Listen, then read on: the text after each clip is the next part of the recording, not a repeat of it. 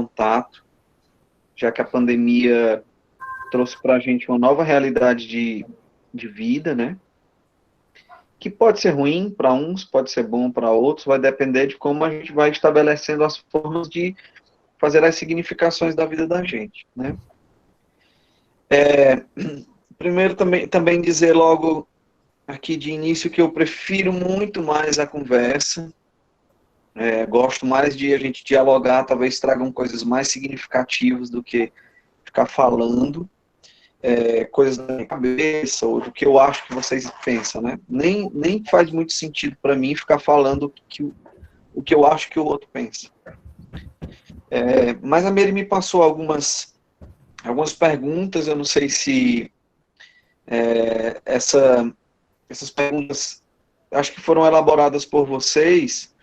Sim, Luiz. A gente pode até, então, Mary? fazer essa dinâmica, né? Deles podem, como eles já tiveram esse momento com os dois professores, então eles já estão, assim, bem cheios, né, aí de pergunta, de dúvida. Então, a gente pode fazer assim também.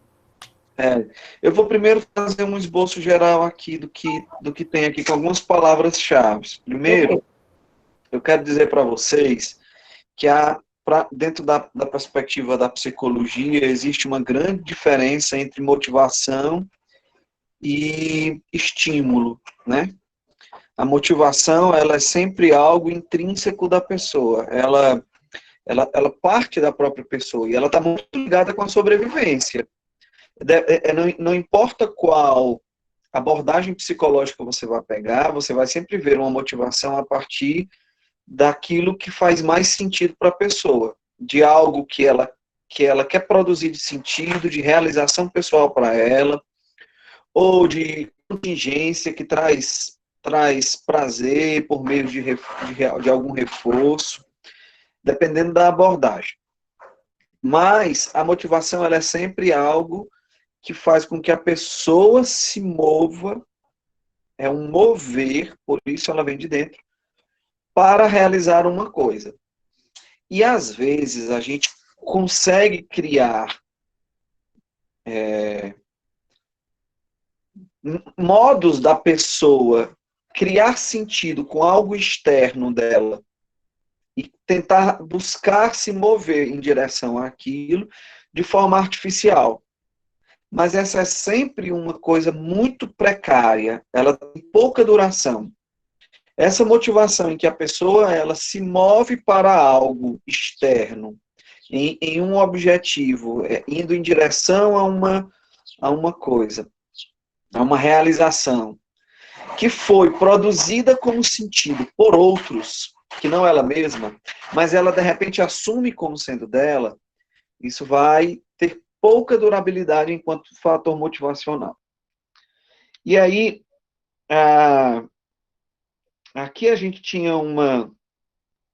primeiro dizer que para mim faz muito sentido o processo de motivação do Maslow, até porque eu sou psicólogo humanista, e embora hoje já se tenha muitos outros modelos motivacionais, e tem uma crítica de que Maslow tentou colocar uma estrutura piramidal, rígida, estrutural para a motivação, mas eu acho que é fundamental a gente pensar, por exemplo, no que diz respeito às outras perguntas que a Mary me passou, que é como a proposição de Maslow faz sentido para esse tempo de hoje, por exemplo.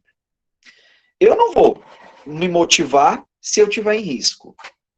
Eu não vou me motivar se eu estiver correndo, tendo a condição de perder meu emprego. Eu não vou me motivar se também, para manter o meu emprego, eu tiver que me arriscar a própria vida. Então, tudo é muito ligado com o meu processo existencial de vida, né? Eu me movo para algo que, de alguma forma, me alimenta. E me alimenta em instâncias diversas. Me alimenta nos meus processos básicos, fisiológicos, me alimenta no meu processo de segurança, me alimenta nos meus processos afetivos, me alimenta na minha autorrealização, né? Então, é sempre nesse modelo. E aí alguém perguntou assim, como manter o funcionário motivado e com psicológico saudável frente a tanta exposição nessa pandemia? É muito complicado, primeiro. Se o funcionário não tiver a ideia, e aí eu acho que a gente fala todo um processo gerencial, ou de recursos humanos, ou de lidar com as pessoas, para todas as circunstâncias. Se eu não tiver entendendo que a equipe, que o meu superior, que o meu chefe, o meu imediato, ele se importa comigo, esse processo de motivação vai ser sempre um processo por outra via. Como é que a gente está num momento delicado, e mesmo tendo que ir trabalhar, eu não percebo que tem alguém que me se preocupa comigo, que zela, que tenta fazer com que as coisas estejam mais seguras. Então, pensando, por exemplo, na proposição do Maslow, eu só vou sentir vontade de produzir para uma empresa se eu tiver seguro. Porque se eu não tiver seguro, eu até vou. Porque a primeira necessidade é a de se manter vivo. De se manter, depois que eu estou vivo, eu quero me manter nas minhas condições básicas. Ter o que comer, ter condição de sustentar minha família. E aí vai entrando todas essas questões que são da ordem da subsistência. Mas eu até vou, eu até faço, eu até trabalho, porque em nome dessas necessidades básicas eu me sacrifico. Mas motivado, não. Aí, motivado no sentido que a gente quer falar, que é essa pessoa que sonha, essa pessoa que inova, essa pessoa que, quer, que quer ganhar não só para si, mas para o outro, porque é bem complicado você estar motivado quando você vai enriquecer o dono, né? Por isso que os processos de tentar motivar daquela forma que eu falei para vocês, colocando um processo artificial de fora para que a pessoa se mova aqui dentro, como prêmio, bonificação no fim do ano, comissão, tudo isso é para fazer com que eu alimente uma pessoa que não sou eu. É o dono da empresa. Né? A gente não pode esquecer que o que menos ganha nas grandes vendas que uma pessoa faz é ele mesmo. A gente não pode esquecer que quem menos ganha com o alto nível de produtividade que uma pessoa faz no escritório, de contabilidade, de qualquer coisa, é ele mesmo. Quem menos ganha é ele. Então, como ele vai se sentir motivado por uma coisa que ele não toca a ele? É preciso construir coisas que sejam mais próximas da própria pessoa. Para que a pessoa entenda que o fazer dela alimenta ela. E isso se dá dentro dos processos relacionais, nessa condição de pandemia, dentro das condições de entendimento, de compreensão, de zelo, porque eu preciso estar me sentindo seguro, depois compreendido, afetuosamente compreendido, para depois eu querer, no meio dessa loucura, produzir alguma coisa que não seja para mim. Não faz nem muito sentido produzir uma coisa que não seja para mim nesse momento em que minha vida está tão em risco. Ou que as coisas estão bagunçadas, elas estão como é que eu posso, tensas no mundo, né? Elas estão tensas, então fica bem difícil. E aí, uma outra pergunta que falaram aqui, nós tivemos uma pergunta sobre avaliação de desempenho, uma pergunta sobre motivação, uma pergunta sobre trabalho em equipe.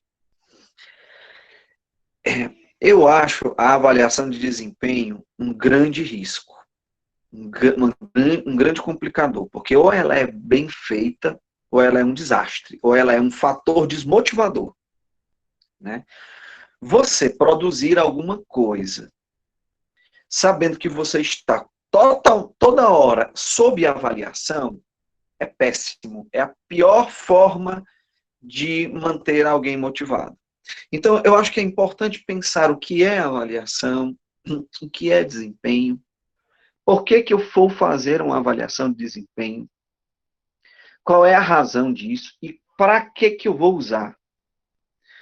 Porque Se ela for um instrumento punitivo, nenhuma avaliação, enquanto instrumento punitivo, ela vai produzir um cenário que seja saudável, nem saudável para o próprio trabalhador, no processo de adoecimento do trabalhador, e nem saudável para os processos de produção da empresa.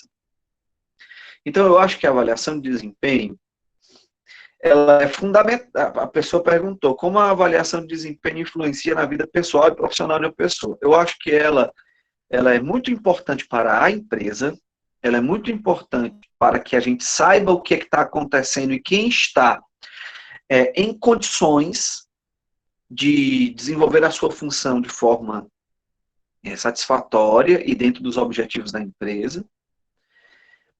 E ela é também fundamental para o trabalhador na medida em que ela se torna um feedback, vou virar aqui um pouco mais por causa do sol, ela tem potencial de feedback e aí ela tem condição de fazer o trabalhador se aperfeiçoar, reencontrar o seu lugar na empresa, porque talvez aquele lugar que ele esteja, ele foi colocado lá porque a gente não pode recusar emprego, mas talvez não seja o lugar que ele melhor se desempenha, né?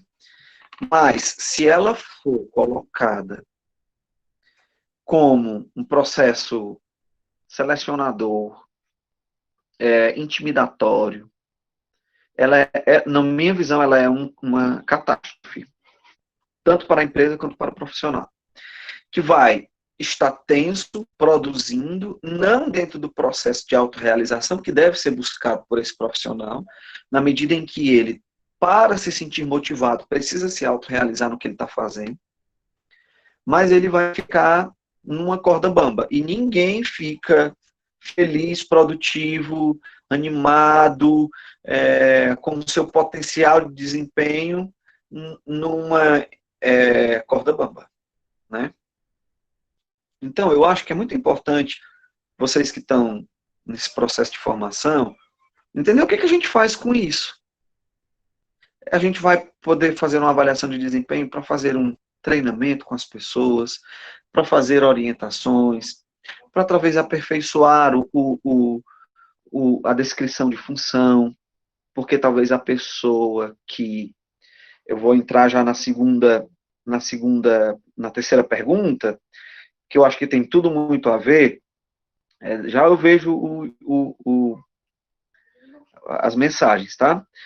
A pessoa que está ali trabalhando dentro de um processo coletivo, ela tem características pessoais. Então, às vezes, ela não compreende qual é a sua função, nem estando ali escrito. Às vezes, a gente vai ter que fazer uma nova descrição de função, orientar melhor. Ao perceber que a pessoa não está se desempenhando bem, a gente vai ter que entender o porquê. É muito mais importante entender o porquê que ela não está desempenhando bem a sua função, do que simplesmente apontar que ela não está desempenhando bem. Existe um outro processo. Porque as pessoas que estão dentro de um funcionamento de equipe, elas trazem a sua individualidade para aquela equipe. A terceira pergunta é sobre desempenho de equipe, né? Sobre trabalho em equipe. Então, no meu individual, são os individuais que formam a equipe. E não dá para a gente ir na falsa ideia de que em equipe a gente larga as nossas individualidades, larga os nossos problemas, larga o que a gente tem em casa e a gente se doa para a equipe, para a empresa. Não existe, isso é uma mentira, isso é um absurdo. Então o que acontece é que, às vezes, a avaliação de desempenho sinaliza para um problema que aquela individualidade está tendo dentro do corpo da equipe, que às vezes precisa saber como realocar melhor a pessoa, como orientar melhor a pessoa, porque às vezes por conta de quando a coisa é em cadeia, uma pessoa tendo mau desempenho, toda a equipe, ela também tem desempenho ruim. Então, o que acontece é que a gente precisa entender as coisas de uma forma mais holística, mais ampla, mais o todo. Olhar o todo. E, embora o sistema capitalista seja punitivo, e mesmo quando ele recompensa, ele é punitivo, tipo quadro do funcionário do mês. Uma vez eu passei aqui em Tianguá e eu vi um outdoor eu vou falar porque estava no meio da rua, né? da Ibiapaba Motos.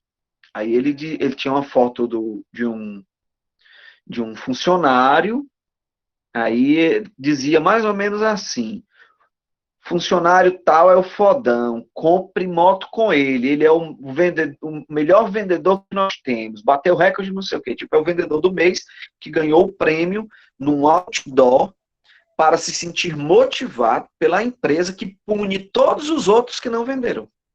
Eu acho isso um absurdo. Eu acho isso uma coisa danosa para um processo de equipe, por exemplo. Porque dentro da equipe, como é que eu vou me ver? Como é que eu vou ver o outro? Como é que eu vou ver a relação que existe entre nós? O que vai se tornar esta equipe? Né? Bem complicado. Então, o capitalismo, mesmo quando ele faz um processo motivacional, ele é punitivo. Então, assim, nunca uma avaliação de desempenho deve ter um caráter punitivo. Embora, dentro dos processos de recursos humanos, se você percebe que a pessoa não se adapta nunca, não consegue, ou você realoca, ou você demite, né? Ou você realoca, ou você treina, ou você demite. Infelizmente é assim. É o movimento capitalista. É o que eu falo com reserva. Mas, primeiro, a gente precisa entender o que é. Porque, às vezes, a pessoa tem outra habilidade, e não aquela, mas que aceitou, porque era o emprego que ela tinha, né? E até, Ulisses, a gente já teve aqui uma experiência de uma gerente que ela falou dessa questão, né? De treinamento, porque é também um dos temas, eu não coloquei para não ficar muito extenso, mas dentro da disciplina a gente tem o processo, e um dos processos é o treinamento, que é justamente para esses momentos, né? Se o colaborador não tem um bom desempenho, ou você treina, dependendo da habilidade do profissional, né? Do indivíduo, ou você realoca em um outro local que ele tem habilidade, e ela falou muito, ela também me deu até permissão de sempre mostrar a empresa, que é a empresa Construpiso, onde eles fazem muito esse processo. Se o colaborador não consegue, né, então ela realoca ele para outro local, ou treina, ou investe no indivíduo, né, dentro dos problemas daquele indivíduo, né? Então, isso é muito interessante. E aí, vindo para a pergunta terceira, que fala sobre essas orientações psicológicas para buscar o equilíbrio em equipe, aí eu queria fazer uma pontuação. Eu não acho que exista condição da gente falar em equilíbrio em psicologia. O processo é sempre dinâmico. Se uma pessoa está equilibrada, ela está perfeita. E não existe isso, porque a gente tem contingências na vida, a gente tem altos e baixos, então a gente tem equilíbrios e desequilíbrios. É um processo sempre dinâmico a vida. Às vezes a gente está bem, às vezes a gente não está bem. E dentro da equipe, que eu vou ter que conviver com um grupo de pessoas heterogêneos, às vezes a heterogeneidade é tamanha que passa a ser uma forma completamente opositora ao que eu acredito. A gente não consegue, a gente tem que ter proximidade, que acaba tendo que ser afetivo, né? Porque afetivo no sentido de troca, no sentido de afetar mesmo, né? De dar uma afetada no outro. E aí eu vou precisar estabelecer relação com pessoas que são completamente antipatizadas por mim. Eu não tenho obrigação de, numa equipe, eu gostar das pessoas. E aí, eu entendo que para montar uma equipe, a primeira coisa que precisa é de um processo de seleção bem maduro, para que você consiga selecionar perfis que têm maior capacidade de conviver. E que tenham chegado a um nível de condição de entendimento que ali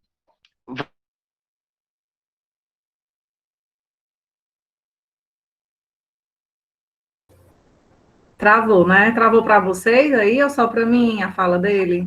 Travou também. Também, professor. Travou. Então vamos porque mora um pouco afastado, pode ser que seja a internet, né? Infelizmente. Eu ia até fazer aqui uma colocação, né? Que essa linha que ele está falando aí, professor, que é um véu, na verdade, né? É um véu entre até você ter a história técnica de formar uma equipe e aquela equipe dar certo, deixar de ser apenas um grupo de pessoas pensando diferente e pensar no mesmo objetivo comum, né? E ter a contradição de certas pessoas dentro da equipe. É complicado, não é tão fácil assim como a gente acha, né?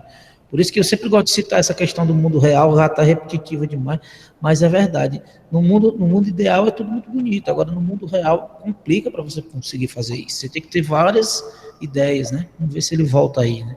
Isso, eu falei aqui para ele no WhatsApp, vamos ver se ele volta de novo.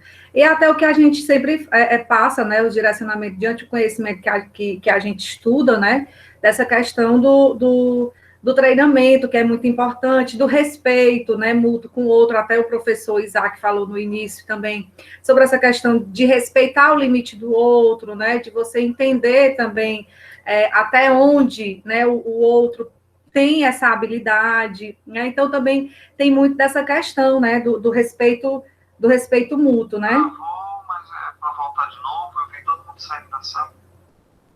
Ele está falando aqui, deixa eu pedir aqui, tá?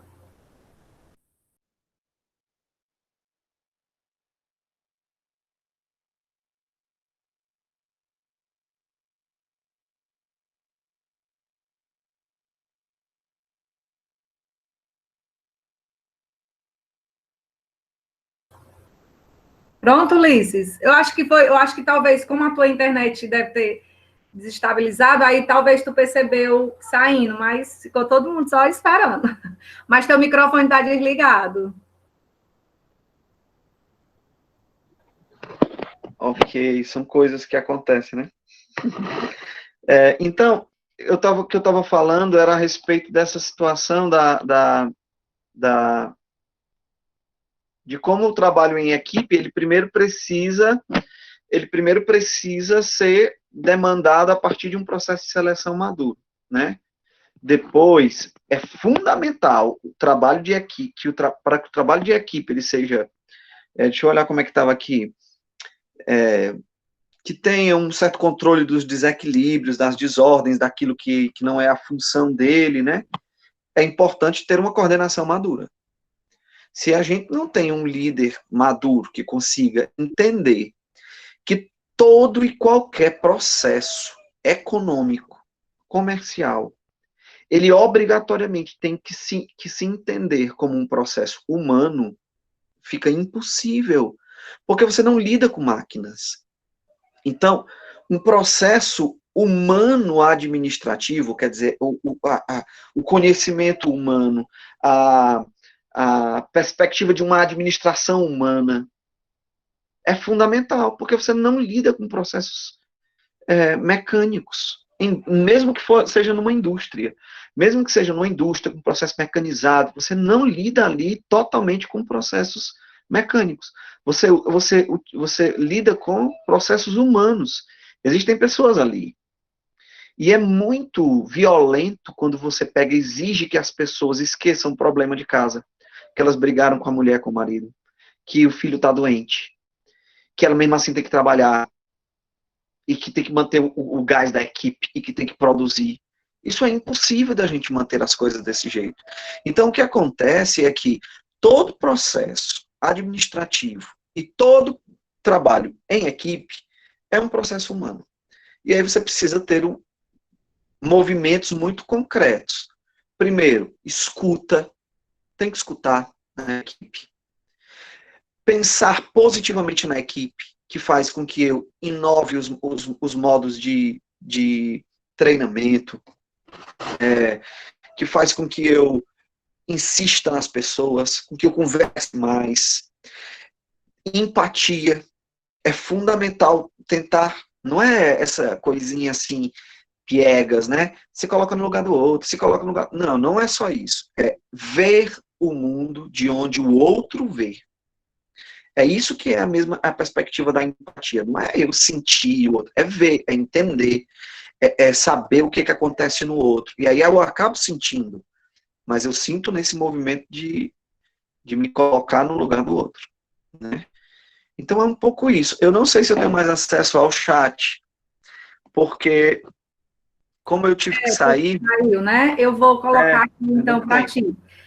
Quando você estava falando dentro aí da avaliação de desempenho, né? Uma aluna colocou assim, a Liz, ela é de segundo administrativo. Pode falar com relação à minha Pode, pergunta? Para eu poder explicar aqui. Porque no início você falou sobre a questão de depender muito, aí eu queria concretizar isso e levar para a minha outra pergunta. Então, depende muito de como a avaliação de desempenho é imposta na organização. Aí eu levei assim, no nosso livro de RH, fala sobre a avaliação de desempenho, em especial o critério de avaliação. Fala também sobre a formulação de estratégia, e uma pergunta que me chamou a atenção foi a que estava no livro, que era assim: como é realizado o monitoramento da implementação dos planos de ação?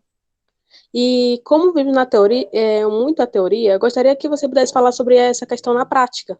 Lembrando sobre o que você deve ter falado sobre depender de como é imposta a avaliação de desempenho nos colaboradores.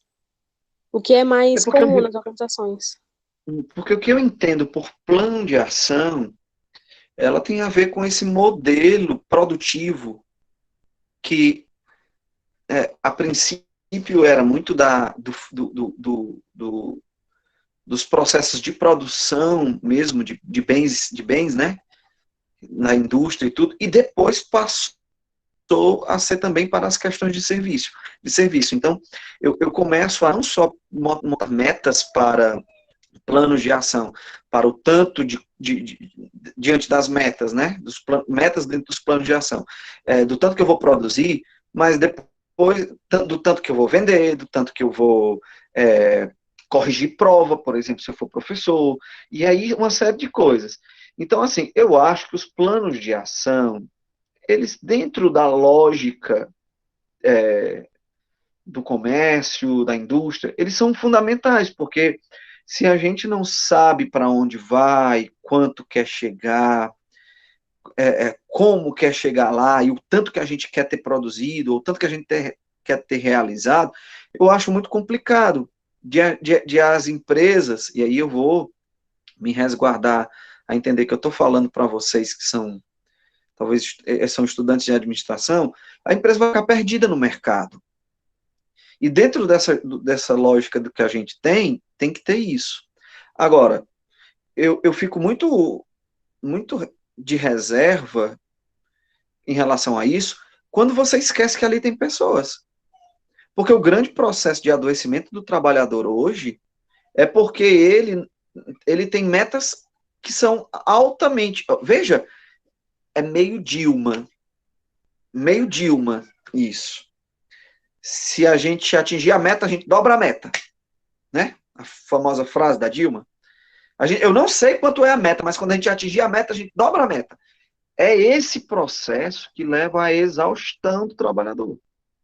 Como é que eu tenho uma meta de vender R$1 milhão numa loja, aí eu bato, o dono da empresa bate 1 milhão, e aí ele diz que então pro ano que vem é 1,5 milhão.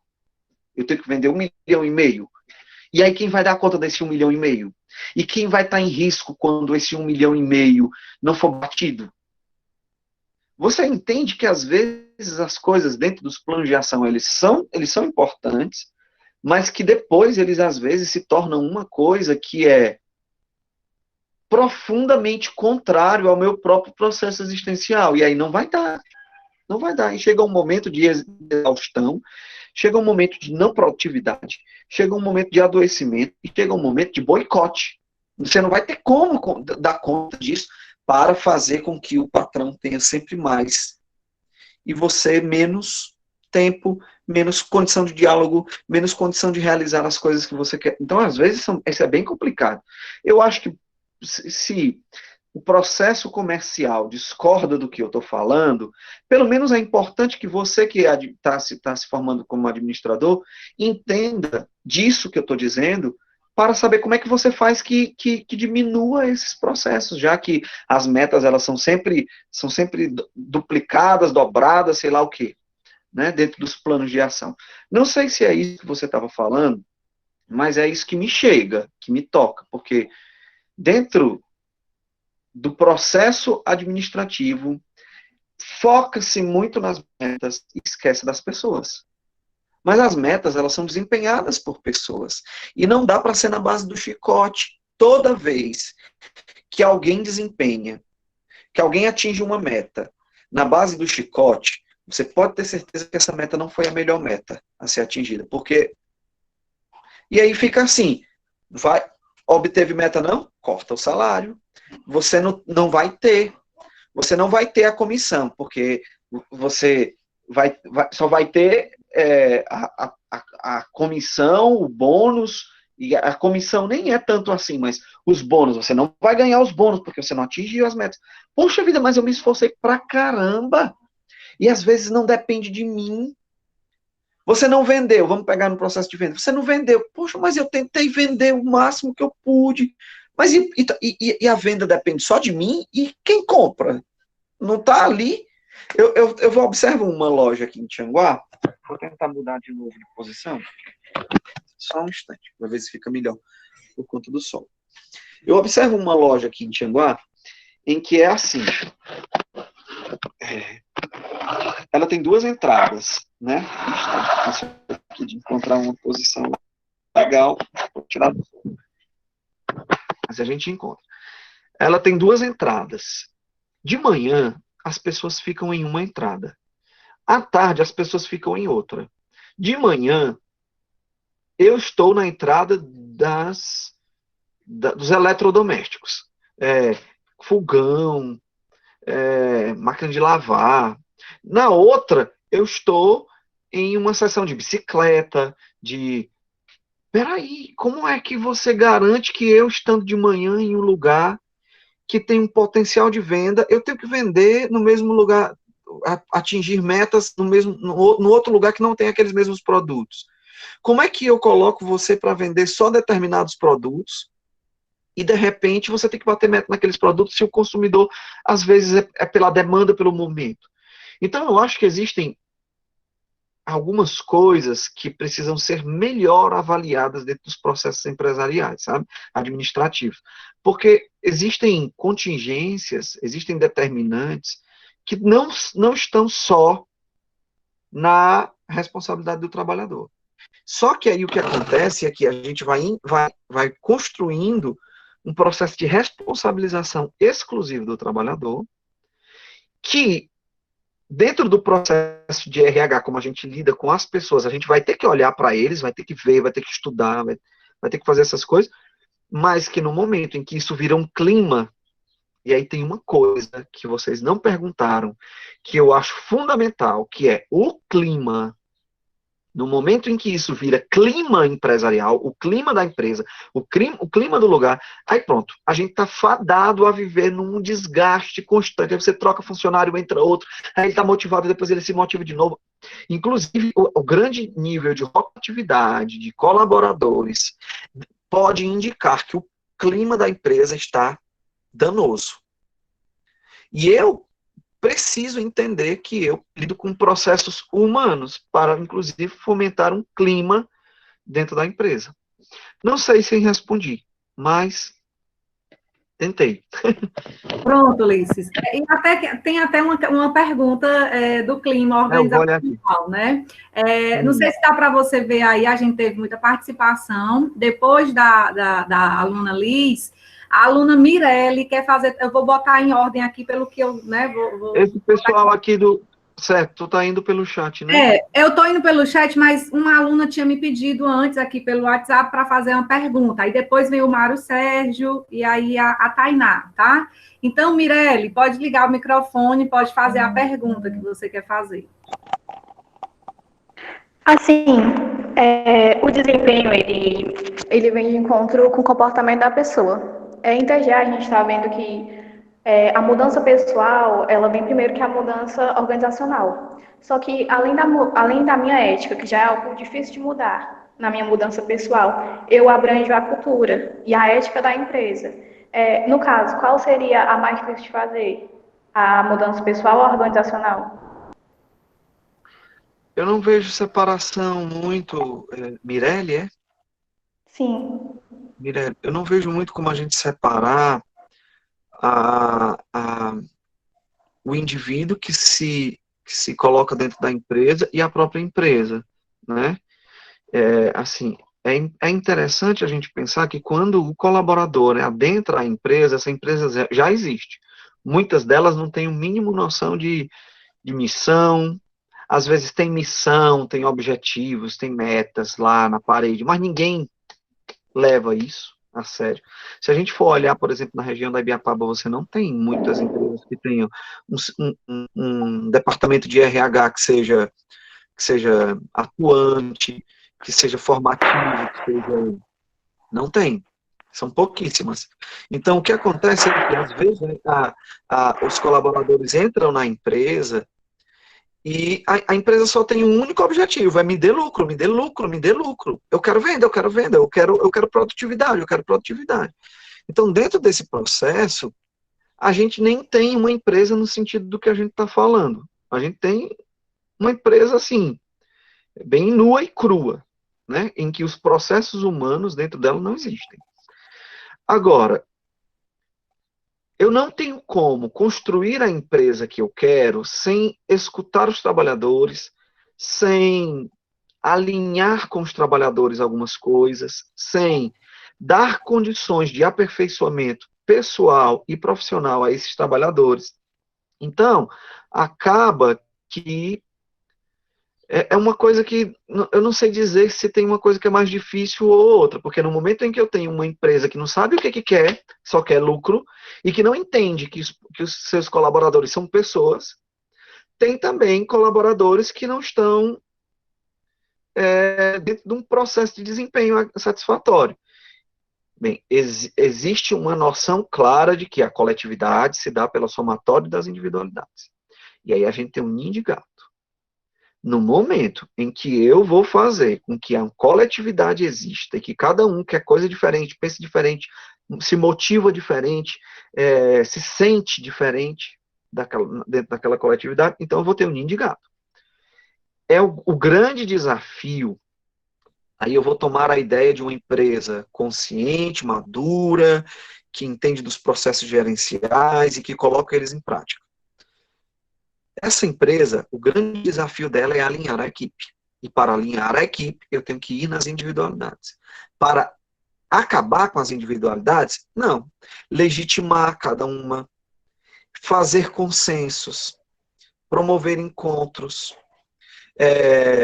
valorizar potencialidades de um, de outro e de todos. Porque no momento em que eu não valorizar a potencialidade de um, isso vai criar um problema dentro da equipe.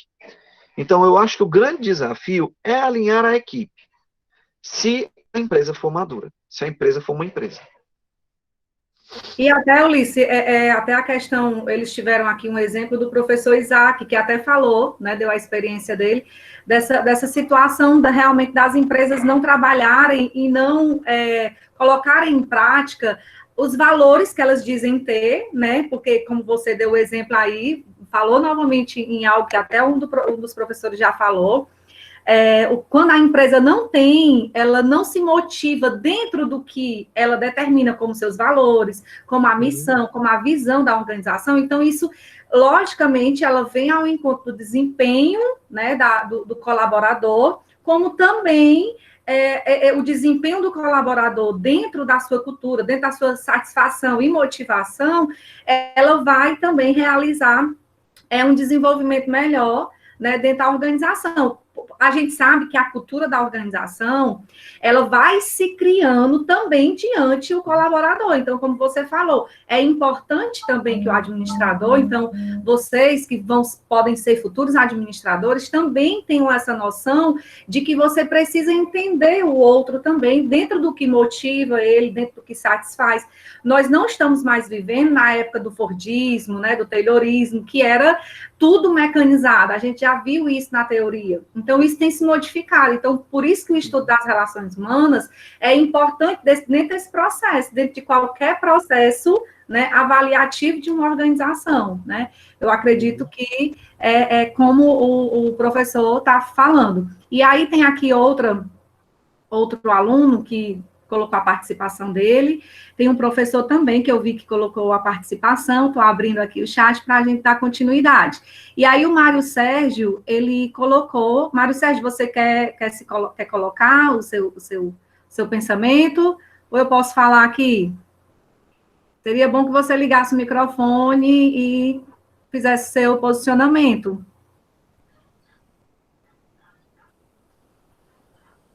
Mário Sérgio. E aí o professor Cícero também colocou aqui, né, ele deu a participação, não somos obrigados, né, quando você estava falando do início, não somos obrigados a gostar, mas é importante que a gente possa respeitar, né, as características de cada um. Então, é essa questão, né? Esse é o processo, Meire, que existe dentro da construção da equipe, né? Eu não gosto, eu penso diferente, mas espera aí, como é que toda hora eu vou estar convivendo com uma pessoa que pensa diferente de mim? É bem difícil. Eu preciso criar processo dentro dessa equipe. Né? Alinhar, conversar, tentar ver formas de olhar essas posições, né? E aí o professor, ele deu até o exemplo da vida dele, né, profissional, que ele já passou por empresas que não tinham esse processo de alinhamento, né, de desempenho, de avaliação, e que ele não se sentiu ali no momento seguro, né, ele não foi diante os critérios que ele tem como valor, então ele preferiu pedir, né, pedir para sair da organização, porque ali ele não se sentia... dentro desses critérios, né? Ele não via a empresa trabalhando de fato os valores que eles determinavam a trabalhar, né? A gente tem também... Professora, sim. Só dando aqui uma contribuição, essa questão de mudança, né? Até eu pedi aos meninos que fizessem um texto sobre isso, né? Sobre a mudança organizacional e essa mudança pessoal, né? Porque tem muito colaborador que não está aberto a mudanças, né? Ele não está na empresa para ir lá fazer o diferencial, né? Como tem muitas empresas que não sabem nem o que é isso, nem sabem como é que ela vai chegar nesse diferencial, que é o caso que o professor está falando, e infelizmente na nossa região talvez 80% das empresas. Então, assim, até a gente vê muito contraste quando chega na hora do estágio, né? Porque os meninos têm assim, uma filosofia, uns valores criados na base da administração de boas empresas, na base de como se deve acontecer, né? E que, na verdade, no mundo real não acontece. Né? Mais ou menos isso. É um véu muito sensível entre uma coisa e outra. Uhum. E aí, Ulisses, tem 2 alunos, eu vou fazer a pergunta deles dois, que eu acho que dá para fazer esse link aí. O Mário Sérgio, ele colocou aqui, tem como aplicar um esquema parecido com a meritocracia na organização? Claro, visando o aumento da motivação dos colaboradores. Eu acho que é o que... Fala, pode responder. Eu acho que é o que acontece. Essa ideia de mérito é esse processo motivacional que acontece. É esse método que eu acho muito danoso para o processo coletivo. E que depois desemboca num processo individual, porque ele vai gerando adoecimentos, insatisfações, elimina o processo coletivo. O que acontece hoje dentro do processo de motivação ou de estímulo, né? Porque a motivação é tentar despertar um motivo para que o colaborador faça as coisas, ele é dentro da meritocracia. Ele não é por outra via. Agora, a meritocracia ela é muito danosa, porque ela nem leva em consideração todos os contingentes que fazem com que uma pessoa supostamente tenha mérito, né? E aí, assim, eu acho que isso é bem complicado, mas eu acho que é isso que acontece. A Ana Tainá, ela colocou assim, aí dentro do que a Ana Tainá falou, eu até já peço aqui, né, a você a fazer um direcionamento. Eu vou ler aqui e vou dar continuidade. No caso, qual seria a melhor forma de avaliar um colaborador quando a sua motivação pessoal, pois sabe-se que por mais que a empresa faça estratégias para motivar, tem colaboradores que só entendem o fato da empresa querer lucrar. Uhum.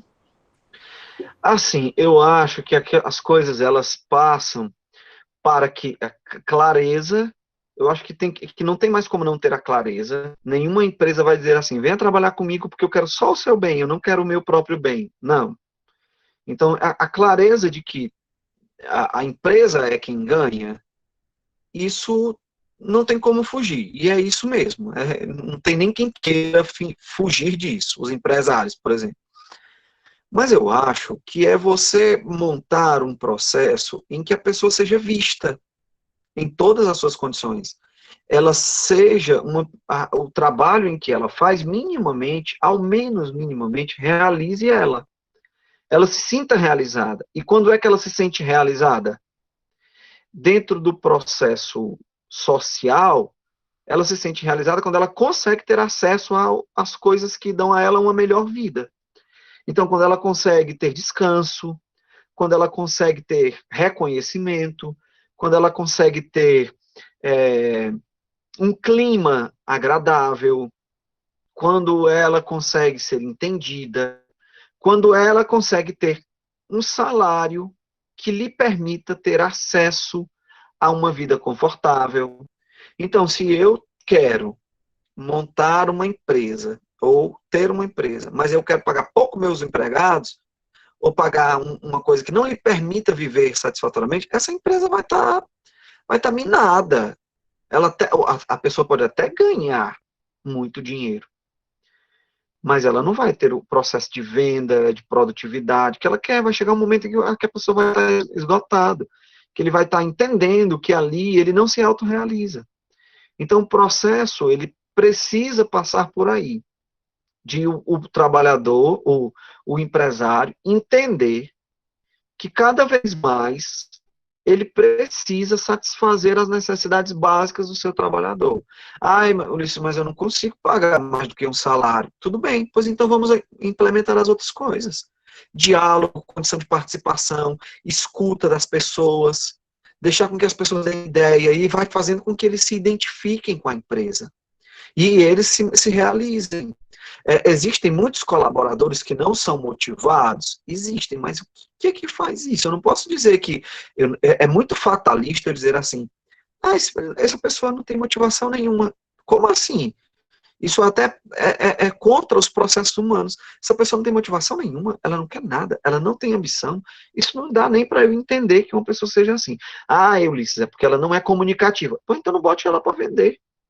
Porque às vezes ela é quieta, calada, mas ela é uma ótima secretária.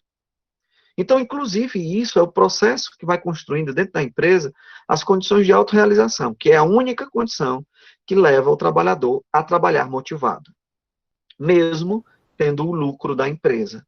E aí, se a pessoa tiver condição de dar lucro para a empresa e dizer assim, olha, mas ela me paga confortavelmente, mas eu consigo ascender, ela tem um plano de carreira. E isso é o que a gente quase nunca vê. Ela tem um plano de carreira, não é um processo, desculpa a palavra, mas macacoso de motivação por quantidade de vendas, por bater metas. Isso é uma palhaçada, no meu entendimento. Enquanto olho motivação, isso é uma palhaçada. Você tem que ter um processo de crescimento da pessoa. Você tem um processo de ascensão funcional dentro das empresas privadas. E aí as pessoas vão batendo metas e vão ascendendo, e vão chegando em certos lugares. Eu acho que isso traz uma ideia de que eu e a empresa, eu participo da empresa, né? E aí eu tenho condição de dar lucro para a empresa, porque eu também estou tendo retornos com o meu suor, com o meu tempo, com as minhas ideias, seja eu um operacional ou um estratégico. Mas se eu estiver ali tendo o retorno da empresa, eu vou estar motivado. E assim, Ulisses, a gente tem visto muito o estudo, a busca pelo estudo de gestão, né, o crescimento, na verdade, o crescimento da gestão dentro da organização, né, da gerência, e através desse crescimento da gerência, o estudo, né, a busca pelo conhecimento, fazer um curso de gestão, né, de RH, gestão de pessoas, porque de fato ali o contexto mais importante de uma organização para lidar com o indivíduo. E eu acredito que o estudo da administração tem feito um crescimento muito grande nas organizações diante dos seus líderes, né? em busca de um clima organizacional melhor, né, em busca de uma melhoria diante o seu processo comercial, né, econômico, financeiro, que a gente sabe que as organizações é o objetivo maior, porém, é através de um cliente que ele tem esse objetivo, então ele precisa também cuidar de quem tem esse acesso ao cliente, que é o seu colaborador. Então, não são todas, né, a gente sabe, e aqui ainda é muito difícil a gente ver uma empresa que implemente esse treinamento, essa busca de melhoria pelo colaborador, mas existe já uma certa procura por esse entendimento, né, dos líderes, dos empresários, implementarem no seu trabalho, né, na sua equipe de trabalho, essa busca, né, por essa melhoria. O professor Cícero colocou aqui no chat, né, às vezes os empresários focam muito nas metas e objetivos da empresa, mas esquece da qualidade de vida dos colaboradores, né, da remuneração, da própria motivação do colaborador em relação à tarefa. Então, a gente sabe que ainda é algo existente nas organizações, né, mas que eu acredito que esse estudo psicológico, né, o estudo da psicologia, da sociologia, vem ajudar muito essa questão administrativa da organização. E a gente estuda também na administração a questão dos conhecimentos, das habilidades, né, as habilidades humanas, a habilidade conceitual e a habilidade técnica. E como você tem falado nessa questão da motivação e da satisfação, vem ao encontro dessas habilidades, né, dessa área técnica conceitual que a gente vê na administração. Eu preciso entender qual a habilidade que o meu colaborador tem tecnicamente para que ele, de fato, exerça esse papel. Muitas vezes ele não é melhor vendedor, mas ela vai ser um caixa, né? Vai ser um diretor de marketing, vai desenvolver os processos melhores de outra forma, né? E para a gente fazer um enfoque aqui, fechar, né, o momento, eu queria, você sabe que os meninos são alunos, né, de terceiro ano e segundo ano, e que vão entrar no mundo, mesmo que não seja na administração, mas eles vão entrar no mundo profissional, né? Os que estão no terceiro ano, próximo ano, vão entrar nesse mundo profissional, e os do segundo, né, é o caminho que eles estão seguindo para entrar nessa vida profissional. E eu queria que você falasse, como psicólogo, você pudesse falar um pouco dessa questão para eles de como que eles devem estar, né, agora falando individualmente, pessoalmente, o que é que mais importa, né, para o meu eu individual, o que é que eu preciso buscar, né, para me manter dentro da minha perspectiva de vida, para que eu possa desenvolver melhor essa minha perspectiva de vida nessa área, né, nesse mundo que vai mudar um pouco a partir do momento que eu termino o terceiro ano e que eu entro, de fato, nesse mundo profissional. Assim, então, a motivação, a satisfação, né, o que é que eles precisam ter já dentro do conhecimento que eles estão tendo? Eu queria dizer que, igual vocês, eu também sou técnico em administração. Eu fiz um curso técnico de administração no meu ensino médio, igual vocês. Eu queria trabalhar nisso, né? O primeiro vestibular que eu fiz foi para administração de empresas também.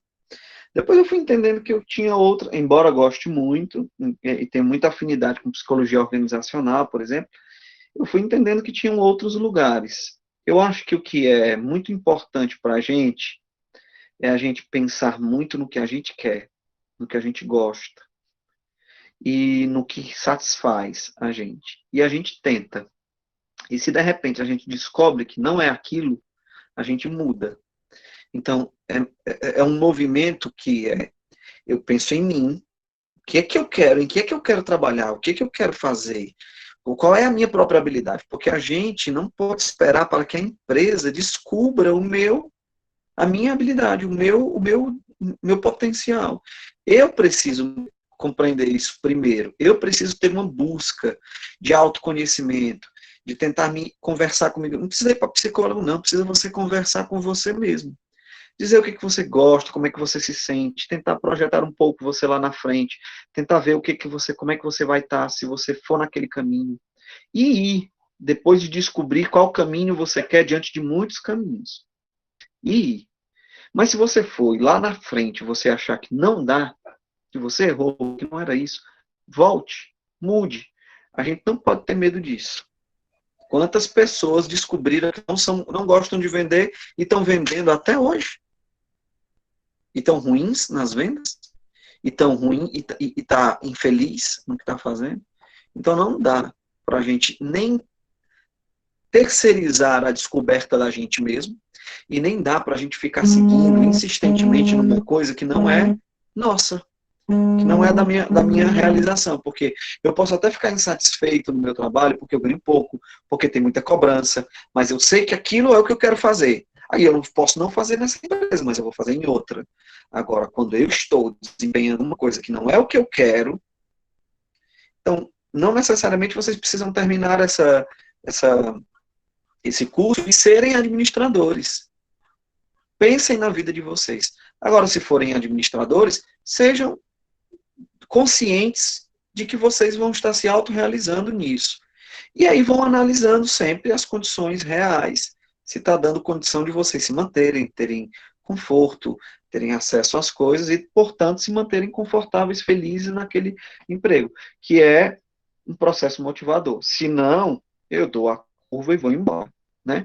Para os que querem ascender profissionalmente, tem muitas faculdades boas aqui, agora de administração, aqui perto da gente, inclusive a FACIB, aqui em Tianguá, que é uma excelente faculdade de administração, e aí talvez seja importante eu pensar que, se eu for um técnico em administração, eu até goste do que eu estou fazendo, mas não vai me render o suficiente, como eu sendo um administrador.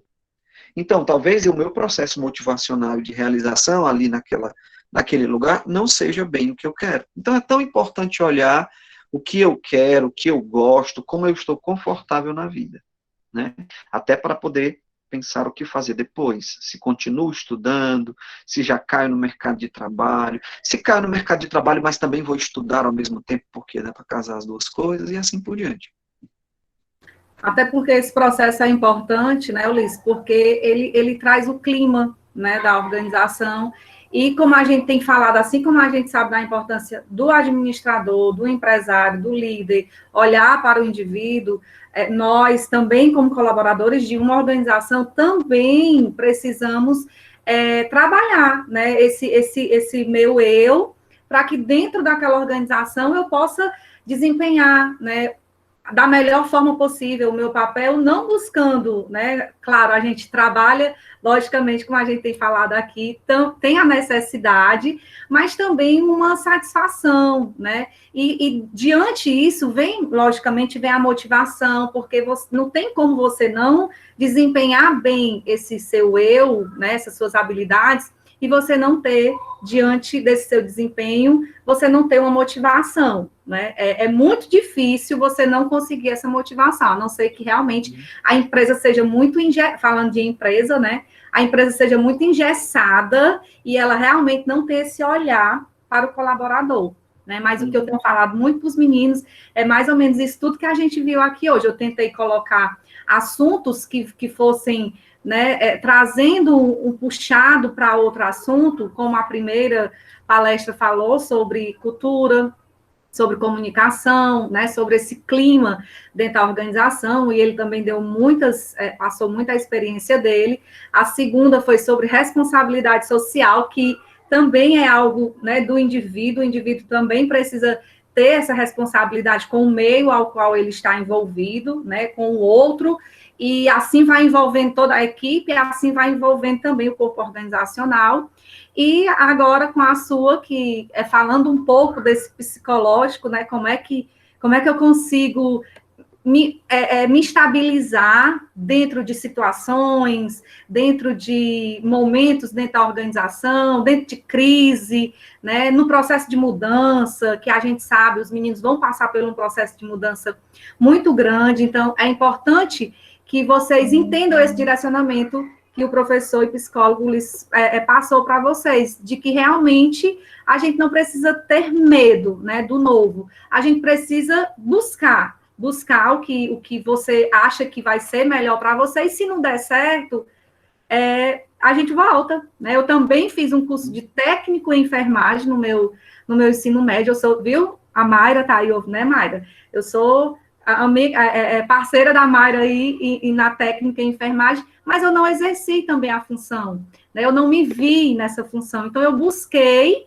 fui até onde deu, e onde não dava mais, eu mudei a rota, né? Então, é isso, é a gente procurar, de fato, o que me motiva, logicamente, o que me satisfaz dentro daquela organização, porque a gente é envolvido, né, no meio organizacional, querendo ou não querendo, a gente tem esse envolvimento. Então, eu deixo aqui aberto, se tem mais alguém que queira fazer alguma pergunta, para a gente encerrar nossa tarde, né, de conversa, de bate-papo. Alguém mais?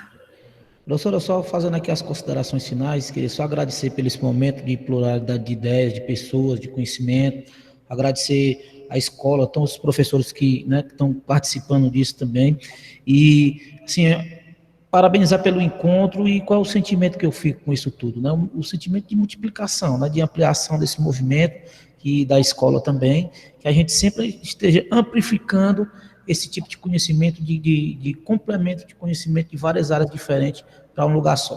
Parabéns a vocês aí e boa tarde a todos.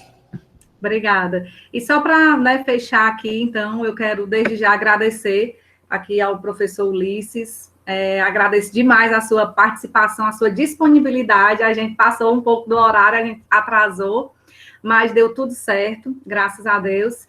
E em nome, né, da Escola Governador Valdemar Alcântara, eu agradeço a sua participação, agradeço a participação dos colegas do professor Jordão, que me ajudou muito aí nessa tarde, dos alunos do 2º ano, do 3º ano, da nossa diretora que está aqui, da Josele, Mayra, professor Raimundo, todos os professores que estão participando, professor Cícero, né, tem outro professor aqui também, não sei se ele já saiu.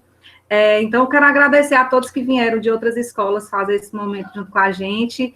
Agradeço demais pela participação de todo mundo. E como eu ouvi numa palestra semana passada de uma doutora também, até lá da UVA, né? O Ulisses também é professor, né, Ulisses, na UVA, e ela falou que ela sempre procura aumentar a régua dela, né? Eu achei muito interessante. Ela disse que sempre procura estar em um nível que ela adquira conhecimento e que a régua dela aumente, né? Então, eu tenho certeza que a régua de todo mundo hoje à tarde aumentou um pouquinho, né? E é isso que a gente procura com conhecimento. Outra coisa também que o Ulisses falou, que a gente nunca deixa de estudar, né? Eu acho que isso vocês têm que ter na mente de vocês, e foi o que ela também falou. Ela disse, no dia que eu parar de estudar, não, se eu parei de estudar é porque eu já estou morta, pode me enterrar. Ela fez essa brincadeira. Eu achei muito interessante também, porque a gente, nessa idade de adolescência, a gente acha que, vou terminar aqui o 3º e depois que eu entrar na faculdade eu vou diminuir, mas não, a gente nunca pode parar de estudar, né? A gente já tem ouvido isso de muitos profissionais, que o estudo, ele não tem como parar, a gente sempre precisa estar adquirindo novos conhecimentos. Então, desde já, a gente agradeço a todos, espero nós, né, podermos ter outro momento para nos reunirmos novamente, e até a próxima. Então, muitíssimo obrigado pela presença de todo mundo. Tchau, tchau a todos. Obrigada, Ulisses. Tá? Um abraço.